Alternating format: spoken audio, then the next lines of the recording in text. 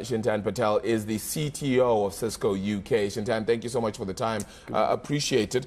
I mean, I'm not one for massive innovation, and that's just me and my brain, unable to, get any further when it comes to the things that could be innovated, created, developed into the future. The internet has gone from one thing to a completely different aspect over these 40 years. But what does the next iteration of digital, development sort of look like? I mean, one wonders whether AI really is just the next basis. Well, I think you've said it absolutely right in terms of it's been an amazing technology. Internet has officially turned middle-aged. And, at Cisco, we've been... So it's balding and all, right? So it's got a receding hairline, And if you've turned 40, then you know you need to reassess what's happening and where you're going to go ahead. And I think, at Cisco, we've been at the heart of the internet for the last 35 plus years, connecting people to what matters most. And we've seen the fundamental transformation that the internet's had on each and every one of our lives. It's interwoven. Our physical and our digital lives are connected together like never before. It's the fourth utility. What we also see is that, we no longer log on, we're always on. Yeah. And actually, as a result of that, whether it's teaching, whether it's healthcare, whether it's accessing work, it's no longer something that we do just for searching for things or watching videos or just communicating. It is fundamental to everything that we do. Now, the biggest point in all of this is that only half the world is connected. We've reached a 50-50 moment, as it were. After 40 years, only half the population. Exactly. So, okay. and the pandemic accelerated a lot of that over the last couple of years. Yeah. But we now have the opportunity at the ripe old age of 40 to look at, what do we do next and what does the internet of the future need to look like to connect the next 50% of the population? Yeah, it's been very difficult to get the rest of the world or the other 50% interconnected. I mean, a lot of that is really based on investment into, let's call it, more rural areas that are perhaps not that easy to kind of interconnect to.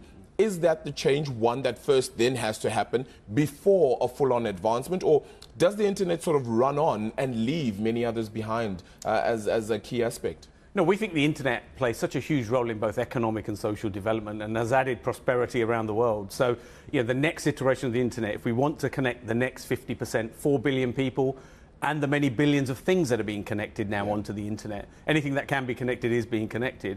We've got to fundamentally look at the economics of the internet, and that's what we're doing at Cisco, is looking at the core infrastructure, the nervous system of the internet, the backbone that connects all of our traffic around the world for all of these immersive applications. What does that need to look like? And we've been developing new technology to enable that to happen, all the way down to the software and the silicon technology that powers and gives us more processing capacity for those future technologies that we need. We also know that actually it needs to be a far safer and more secure place. We're extremely proud of the work that we do today. I'll give you one example.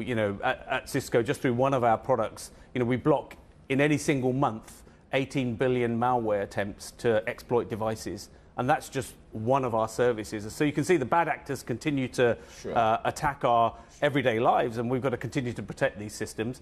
Equally, we've also got to then make sure that it's sustainable and that we provide technology that will empower the future and actually be more energy efficient. So those two things coupled, we think are going to be hugely important.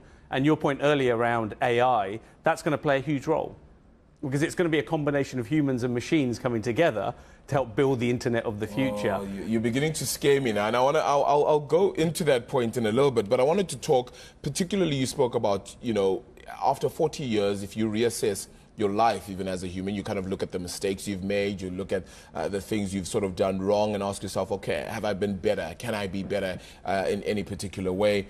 And that is kind of the essence then as well over the last 40 years, right?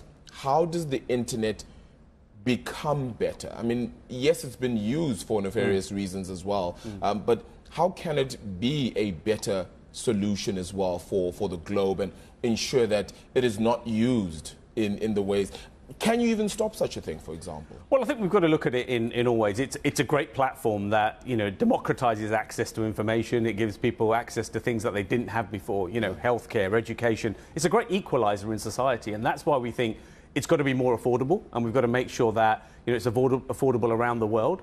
That we actually deliver it using different means of technology. Where we can't pull fiber, we can use spectrum, and we can use satellite technology, and there are many different ways we can deliver connectivity to the world. But we've got to do that in an economical way, in a sustainable way, and most importantly, in a secure way. And that's what we're really focused in on at Cisco. We've got the largest threat intelligence team in the world. And one of the things that we do there is really see, as 80% of the world's internet traffic touches Cisco technology in one way, shape or form, we've got a great vantage point to say, well, actually, this is what's happening in the global internet. And actually, if we can see it once, we can protect it everywhere. And we're using that scale and that vantage point to help our customers in their digital transformation. Yeah. Hi, I'm Joanna Bersecci, and thank you for watching. You can check out more of our videos by clicking on the boxes on the screen. And don't forget to subscribe to our channel for more from CNBC International. Thank you for watching.